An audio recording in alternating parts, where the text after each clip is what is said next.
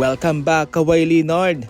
Sa ngayon marami po ang nagtatanong kung kaya nga bang magkampiyon nitong Toronto Raptors katulad ng ginawa nitong si Kawhi na na-trade galing sa Spurs papuntang Raptors at nagkampiyon kaagad sila.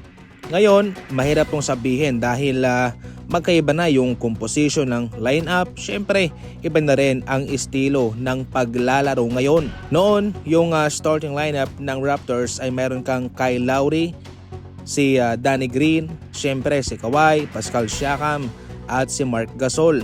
Magagaling yan ha. Sa ngayon naman ay majority ng kasama ni Kawhi dito ay mga batang players. Hindi naman masyadong bata pero katamtaman lang, average lang naman. Hindi na masama yung kanilang ipinakitang laro sa regular season sa nagdaang NBA season at nakapasok sila sa playoff sa pang-5 posisyon.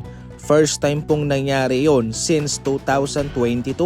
Kaya doon pa lang ay masasabi mong mayroon talagang potensyal itong Toronto Raptors.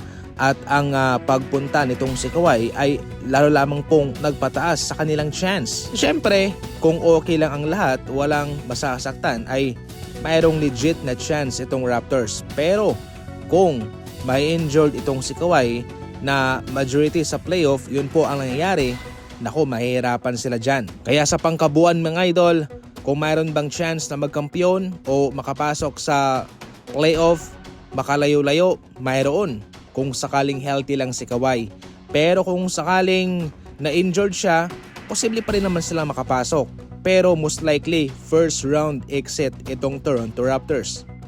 Huwag ismulin ang ipapalit ng Lakers kay Rui Hachimura na si Sandro Mamukelashvili. Sa ngayon ay hindi pa naman pumipirma si Rui Hachimura sa ibang kupunan. Pero expected na ito'y aalis sa kanila at pupunta ito sa Spurs. Ang Spurs kasi ang front runner na mapapirma si Rui. Sayang si Rui Hachimura, gusto ko pa siyang makitang maglaro sana para sa Lakers pero ganun talaga.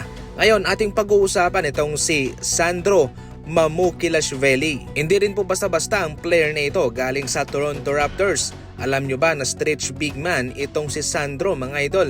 6'9" ang kanyang kataasan pero mayroong malagwardya na skill. Siya ay kilala sa kanyang mataas na enerhiya, sa kanyang hustle at excellent ball movement na kakayahan. Meron siyang shooting na 38% sa 3-point line mga idol. Asintado ang batang ito at mapwepwersa niya ang big man ng kalaban na lumabas para bantayan lamang siya.